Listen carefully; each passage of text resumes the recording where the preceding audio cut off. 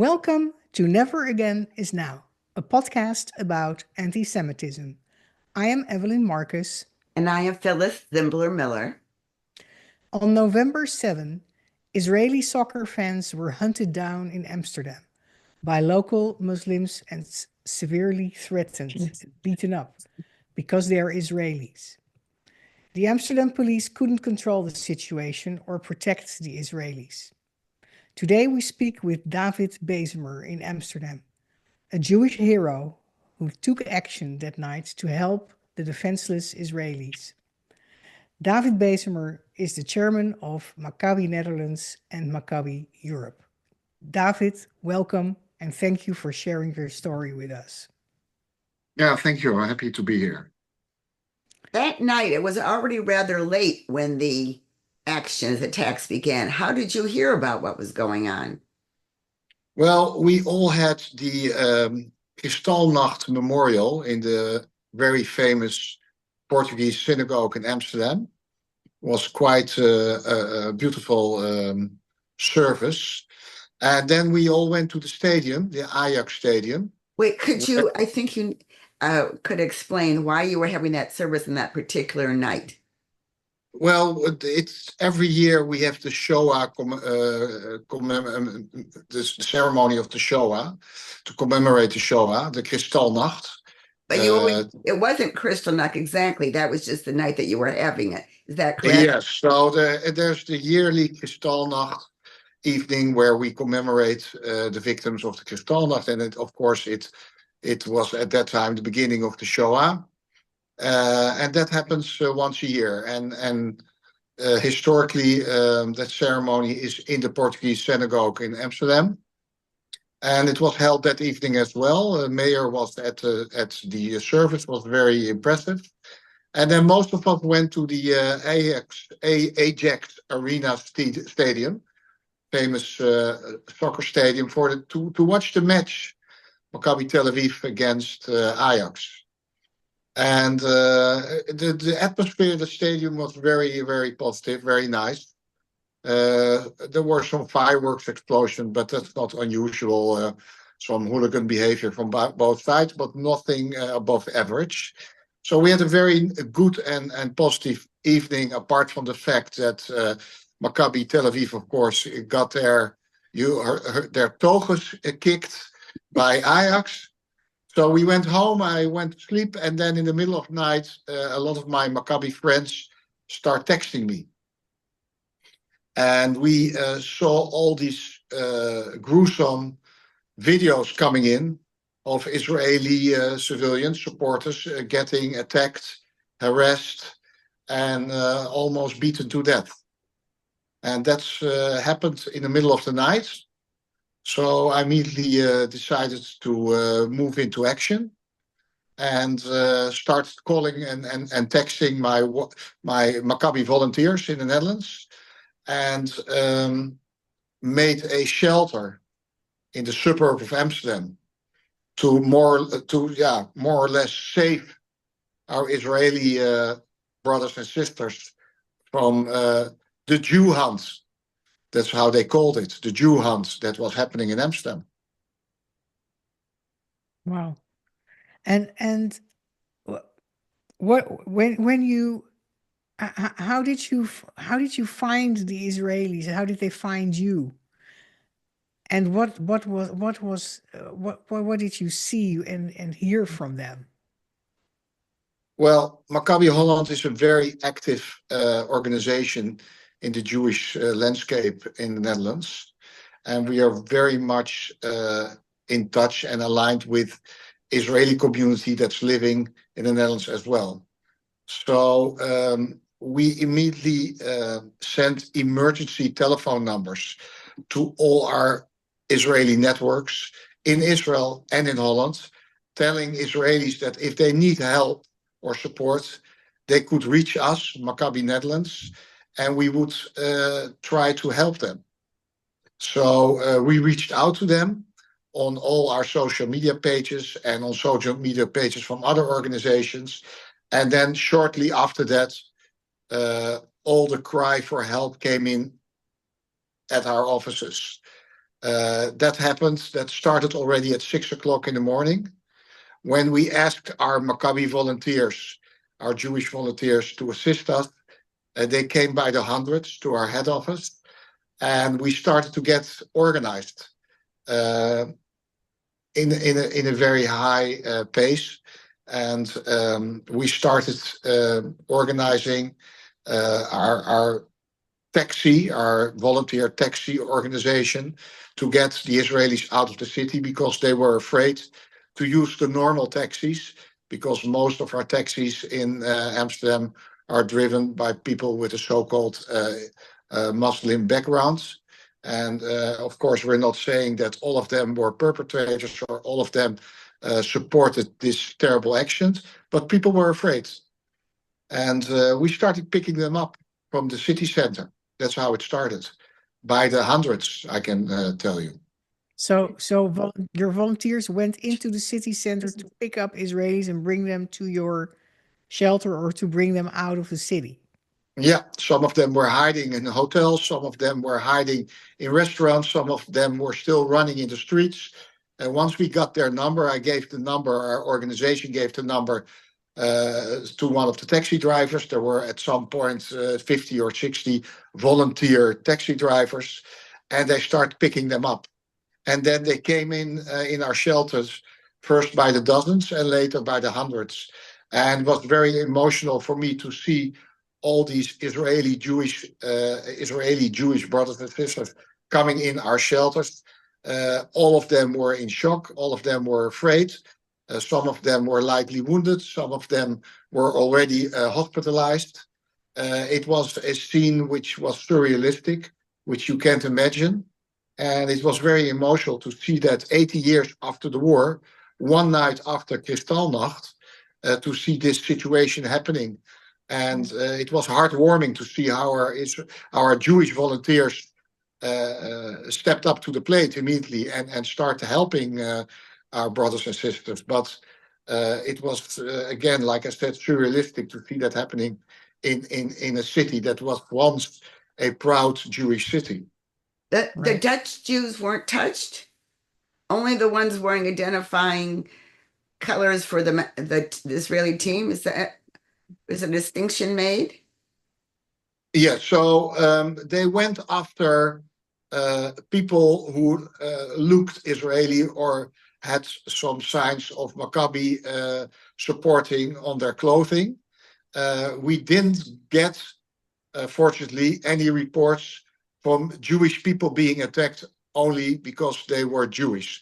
So their aim was to attack Israeli civilians and Israeli supporters. So they mentioned in their WhatsApp groups, the perpetrators in the WhatsApp groups, which we later found out, they called it a Jew hunt. But in fact, of course, they were after Jews, but mostly or specifically Israeli Jews. Yes. Which for me is the same. Yes. And for in a way, it's the same for the perpetrators, because they call it a Jew hunt. Yes. Were these attacks on the Israelis in town, were these attacks organized, or was it spontaneous? Well, we found out later on that the WhatsApp groups organizing the Jew hunt these WhatsApp groups were already active weeks before the Maccabi supporters came into town. And messages went back and forth in the days before the so-called Jew hunt. Also, the evening before the match was played, there were already some grave incidents in the city of Amsterdam. We now found out that the police are after approximately 50 perpetrators. 7 of them will be brought to justice in the coming 2 weeks, and another 40 or 35, 40 are still under investigation. They're not all from the city of Amsterdam. A large part of them are from cities surrounding Amsterdam. But most of them, 99% of them, have a so-called immigrant background, what we saw now. But it was, to answer your question, yes, it was organized and it was prepared. and it was not spontaneous. Maybe some of the perpetrators found out the last 2 days before it happened, so they were like last-minute entry as people who want to commit these crimes. But the people who organized it were already active weeks before the match. So, and who were these people? I wanted to know whether they were local organization or did they have foreign help in their organization? The guys that are, I can say guys because there were no women involved. All of the men were shown, the 50 people that are under investigation, where the attorney has said these are the 50 that we have on video clips on social media, actually doing criminal acts. Out of these 50, 7 are now being brought to the court, and they were shown on national television. The first week they were shown with a blurred face, and the second week they were shown without a blurred face. And you can clearly see that these are people with an immigrant background. But David, the people who organized it, was that who were they? Do we know that? Yeah, well, we haven't detected foreign influence yet. So I have to tell you that the police investigation is still running. But what we saw until now is that all the guys that were apprehended and will be brought to justice are all born in Holland. So we haven't seen direct foreign influence yet. And any anti-Israel groups or Islamist groups or terrorist groups involved in organizing this? Terrorist groups have not been. Well, it depends what your definition of terrorism is. There was a discussion with the prosecutor asking him whether they will be prosecuted for attempted murder or attempted manslaughter or terrorism. And funny enough, he said it wasn't aimed at a certain religious group. That's what he said. So we can't prosecute them for terror. Well, I totally disagree, of course, but that's what the prosecutor said. So he will prosecute them for attempted manslaughter and other crimes. So according to my definition, these are terrorist groups. According to the prosecutions, they are regular criminals. So that's a legal debate that will be held later on, because we will sue them as well. As the Jewish community, we will sue them. There are some victims in Israel that will sue them in civil courts, and then we will sue them for terrorism. Yeah. But that's civil. But the prosecutor will not do that. That's what he said. Okay. Now the consequence of being convicted for terrorism is that their passports, Dutch nationality, could be stripped. Correct? Well, in theory, that's possible. That has been done in the past, but then you're talking about former IS criminals. So it's very, very exceptional. As you know, we are a very liberal country. Our legal system, our criminal legal system is very lenient towards perpetrators. So in theory, it can happen. I'm not expecting that to happen, and especially not because the prosecutor said that he will prosecute them for attempted manslaughter and physical abuse, and not for terrorism. Right. Has anything been changed, though, to improve the situation in the city? Or is it just kind of being swept, oh, this is a one-time thing and whatever, instead of changing? Well, yeah, what you already saw. Let's say a few days after these crimes happened, the police reported, and also our community reported, so-called Islamic patrols in the streets of Amsterdam, where people were stopped in the streets, asked to show their ID, and if they had a Israeli ID, they were abused, beaten up, or damaged in different ways. That happened 2 or 3 days. These guys were also arrested by the police, so that stopped. And then, of course, immediately the debate started, the political debate from the left, from the right, trying to more or less also blame the victims and talking about the so-called bad behavior of the Maccabi hooligans, etc., etc. And there were discussions at the mayor's office. The last weeks, it's relatively quiet in the streets of Amsterdam, but a few days after, it was still there was a lot of unrest in the streets. But there's no educational component going to be instituted to start dealing with this in a offensive rather than a defense posture for the country. Well, there's a lot of political discussions about education, about dialogue with these Muslim groups. Of course, from the woke left, there were people who are saying, well, they called it a Jew hunt, but it actually wasn't a Jew hunt. They had sincere political motives, crazy discussions like that. And there is a lot of new legislation on the way that will see to it that if these things occur again in the future, the perpetrators will be more heavily punished than they will be today.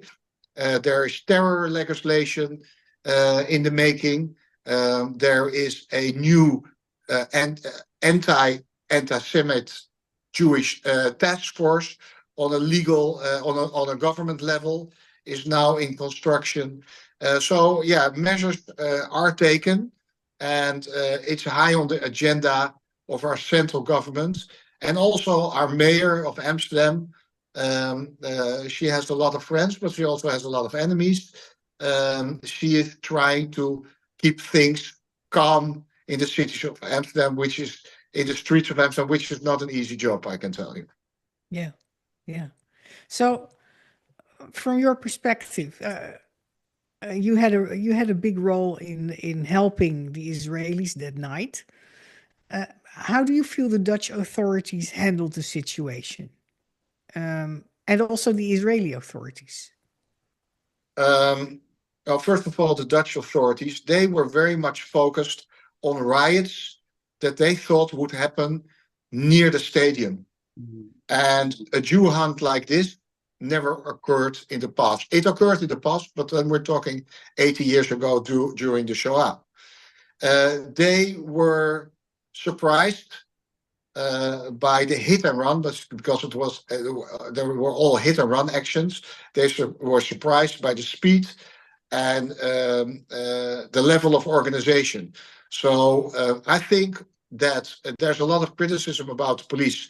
I know that a lot of the Israeli victims talked about that they were abused and there was police in the vicinity that didn't act. That's still under investigation. I think the police were overrun, and because it was so well prepared, they tried to protect the Israeli supporters, but they just didn't succeed. On the other hand, I have to say that if the police didn't interfere at some point when they found out how they operated, I think we would have seen some casualties in the street. Things would have been worse. So I'm not the one saying that the police did not protect the Jewish community or did not protect the Israeli supporters. But yeah, if you look at the results, unfortunately, they failed. They didn't fail on purpose, but they were overrun. The Israeli authorities, I know that Netanyahu immediately contacted the Dutch government and said that they would send planes. At some point, he even said that he would send planes with soldiers to Holland. That didn't happen at the end of the day. El Al sent a lot of extra planes.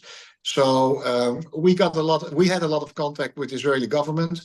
And once they found out that there were no casualties and there was not a kidnapping going on, because at the beginning people also thought there were kidnappings going on.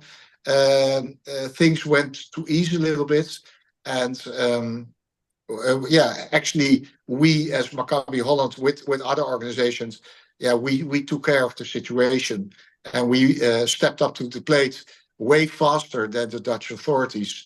So I think that's also the reason the Israeli authorities at some point, because we were also in contact with the Israeli embassy, telling that situation was more or less under control. Things went to normal. Are you critical of how the Dutch authorities handled this? That they needed you that night to handle the situation? I think they could have been better prepared. I have to tell you honestly that once they found out that with my team and I organized this shelter, they contacted me immediately, and within 10 minutes there were ambulances, there was a police force, we were well protected, so we cooperated very well with them. So I think they regret the situation as well. They were a little bit shocked. They didn't know the amount of panic that there was also amongst Israeli supporters that were not attacked, but heard the horror stories about other Israeli supporters. They thought they were safe in their hotels, but at least they didn't feel safe. If they were safe, that's the question, but they didn't feel safe. But once they found out that we had created this shelter, they immediately came to help and support us. So I am quite happy with the support we got from the local authorities. If we look at the mayor was saying that her first reaction in a press conference also was that she was in shock and that this could happen in this city with its rich Jewish history, and that this could happen on the night of the Crystal Night commemoration. She also used the word pogrom. A pogrom in Amsterdam, it's just unheard of. Later on, she turned that back a little bit. She said, now I have more facts, and the word pogrom wasn't the right word. And she talked more about the behavior of the offensive behavior of the Israeli soccer fans. So it's like she turned around a little bit in the discussion. Also, it struck me after there was a emergency debate in the Amsterdam City Council of 5 hours or 6 hours that was mostly almost only worried about the Muslim population in Amsterdam not to be discriminated against as a result of fallout of this event, and there was even a motion adopted that Israel was a genocidal country. Was she influenced by the city council that in the end is the one that can fire her? Well, that's a very good question. Yes, she used the word pogrom. I used the word pogrom as well when I talked to journalists, because that's how it felt. And of course, she had been pushed from all sides. And I think it's a semantic discussion, whether it was a Jew hunt, a Kristallnacht 2.0, whether it was a pogrom. We all agree that, and especially the mayor agrees as well, that it was a terrible situation. I think she took back the word pogrom because she wanted to stabilize the situation a little bit. And she used the word pogrom also at a moment when it wasn't clear at that time whether, as you asked, as Phyllis asked before, whether this was against Israeli supporters or Jews in general. So it's more or less a semantic discussion. But keep in mind that our city has always been far left. She also comes from a far left political party. And it was utterly tasteless that only a few days and that's my personal opinion, that only a few days after this so-called Jew hunt, and again, it's a term that the perpetrators use, not us. We didn't invent the term. Yeah, that's only a few days after there was a motion accepted, and this motion was applied by a ultra-Muslim party, that Israel was committing a so-called genocide. That was another smack in our face. In general, I, for one, think that we have a good mayor in Amsterdam. She has done a lot for the Jewish community. Do I agree with every decision she makes? No, I do not agree with every decision she makes. But her heart is in the right place, so to speak. She does a lot for the Jewish community. She is under a lot of pressure. There were only this year in Amsterdam 3,000 demonstrations, most of them anti-Israel, of course. And she's trying to keep the peace. She's very much for freedom of speech. She's very much for the right of demonstration. And of course, yeah, she is influenced by her own left beliefs.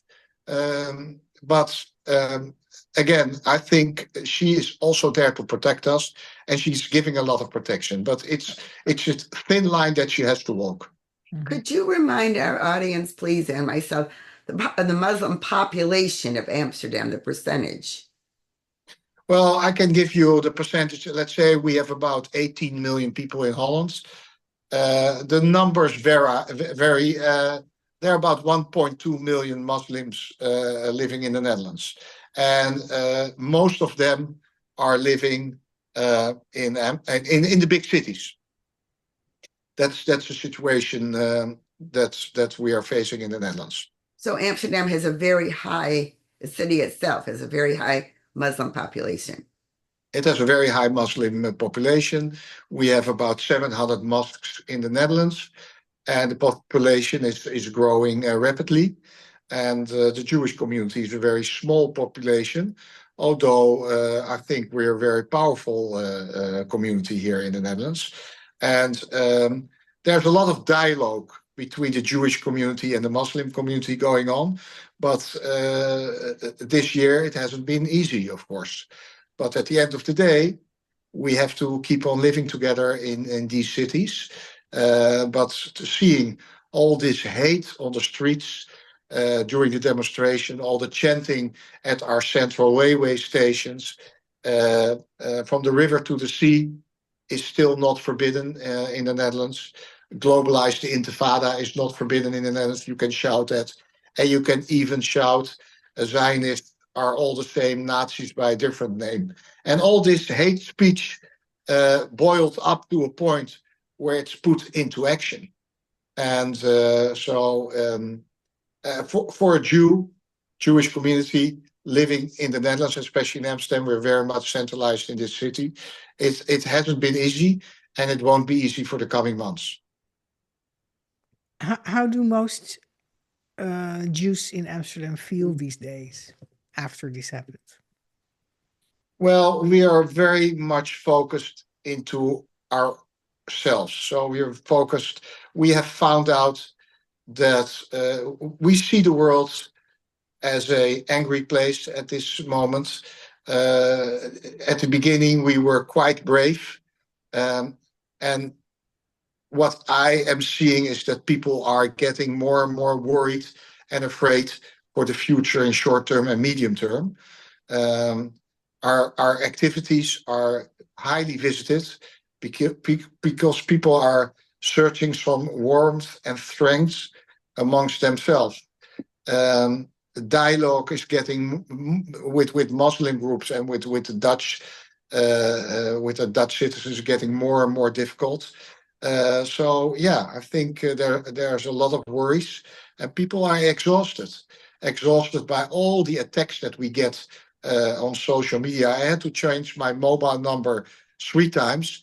I'm not very easily worried. I'm not afraid.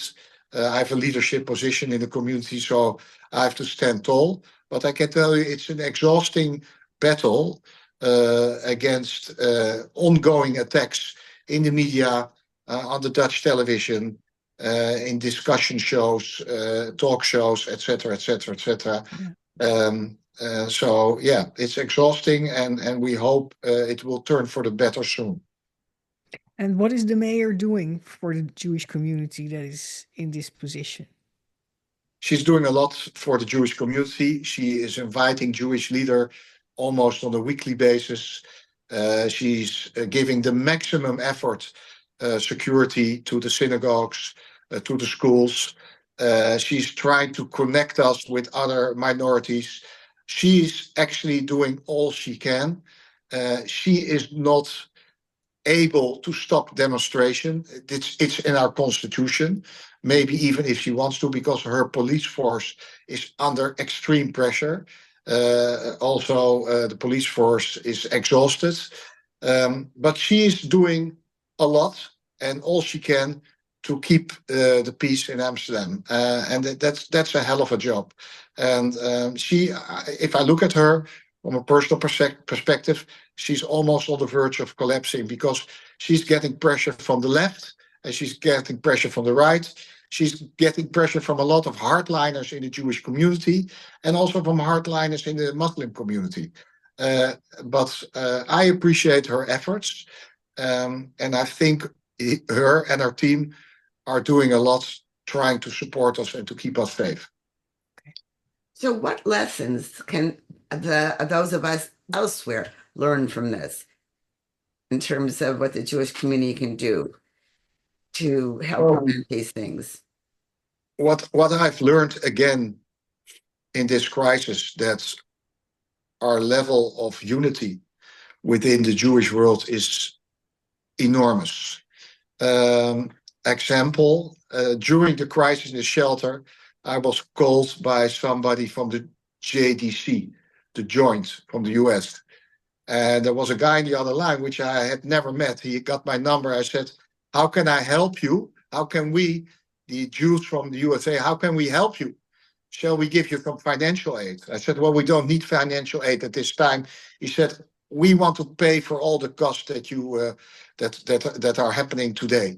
So the level of unity that we see within the Jewish community, within the Jewish world, is enormous. And that's a big lesson that I knew already, that we are a very strong, united people. But during this crisis, I felt it even more. But I also felt that the amount of enemies that we have is also way bigger than I expected. And especially the silent majority who's doing nothing, who turn a blind eye. Remember, in Holland, the amount of traitors was the highest in Europe during the Second World War. And I see, again, a lot of people from the left. And don't forget, we Jews, we built the left in the Netherlands. We were the ones founding the social parties in Holland. And the way they leave us standing in the cold and not supporting us is really, really sad to see. So we have a lot of friends, especially in the Jewish world, also outside of the Jewish world, but the silent majority is a big disappointment. And that's the lesson I've learned this last year. It's Evelyn and I started this show over 3.5 years ago, especially to get the silent, to nudge the needle of the silent majority a little bit towards more speaking out. I mean, that's what we always try and encourage our listeners to do their part, not to put themselves in mortal danger, but to find ways to move that needle towards being less of a silent majority. Yeah, well, the American Jewish Committee visited us. World Jewish Congress came over. ADL came over. The European Jewish Association came over. All these organizations came to Amsterdam to support us, to talk with our politicians, to talk with the mayor, to talk with our prime minister, to talk with us, to support us. I think that's extremely important. We are a very, very small minority here in the Netherlands. The Jewry in Europe in general, everywhere we're a minority. And we are strong people. We are influential people, but still, we need support from the Jews in the USA. You're way bigger in numbers than we are. And it's time for unity and it's time for brotherhood. So if there are still people, Jewish people around the world that are not doing anything, they should stand up today and fight our enemies and fight against anti-Semitism, and especially support the small Jewish communities in Europe who are having a terrible hard time. Not as hard as our brothers and sisters in Israel, because that's where all our focus should be. All our support should be there in the first place, but maybe in the second place in Europe. And we saw that happening in the last weeks. And that was really heartwarming, with the feeling that we're not alone and that we're fighting this battle together, and that we are very, very strong and intelligent and resilient people. And I'm very proud to be a part of it. Evelyn, do you have another question? I have no other question. No. So that was a lovely ending, but if you would like to add anything else, David, please. If you'd like to give us a call to action, please go ahead. No, as I said, I'm very happy, and thank you for this interview. I've had many interviews in the last weeks, and I think if we all unite and we're all focused, then that we will overcome this terrible, terrible situation that we're in. And my heart goes out, of course, not only to the hostages and their families, but also to all these brave soldiers from the IDF who are fighting the good fight to support and to protect all the Jews around the world. Nothing makes me more angry than Jewish people criticizing Israel and criticizing the IDF for the wrong reasons. Of course, you can always criticize politicians if you want to, but if I see every morning when I open up my WhatsApp and I see all these young guys and girls dying or being mutilated to protect us in a way, and to protect the free world and protect the Western world, that makes me very, very sad. These are all young people that had their life ahead of them and their families being devastated. So I think we should all support our people in Israel, our brothers and sisters, and it's okay to be critical. But if you walk away from your Zionism, if you walk away from your Jewish identity, I think that's a terrible thing to do. And at the end of the day, it's a big loss for these people. So I would say let's unite and fight this fight together. Amen. I want to thank you. I want to thank you, David, for your everything you said in this interview and for your words you just spoke. But I also want to thank you for your immense leadership in the Netherlands to lead the Jewish community in any way, in every way you can. In so many ways, you do that. So I'm grateful to you for that. Thank you very much. As a grandson of 3 murdered grandparents, it was very emotional for me to see Israelis running in our shelter with their suitcases, asking me when the first flight is out of this terrible country. So it was my honor and duty to protect my brother and sisters, especially with my family background. And as long as my health allows me, I will continue to do so. And I didn't do it alone. I did it with my team. And maybe a small shout out. Most of our women leaders, most of our leaders in the Jewish community in the Netherlands are women. Oh. And that's I always call them the new Goldas. And of course, they're men as well. But most of the leaders stepping up to the plate, the first one to come to the scene, are mostly the women in the Jewish community. So I'm very proud of our new Goldas. That's how I call them here in the Netherlands. Well, thank you for sharing that. As a longtime feminist, a longtime Jewish feminist, that really makes me happy. Good. So I want to thank you again for coming on the show. We appreciate it so much. I want to thank our listeners. Those of you who want to know more about what Evelyn and I do besides the podcast, go to Never Again Is Now podcast on YouTube, Spotify, and Apple Podcasts. And please, as we end each show, we say speak up against anti-Semitism and all hate.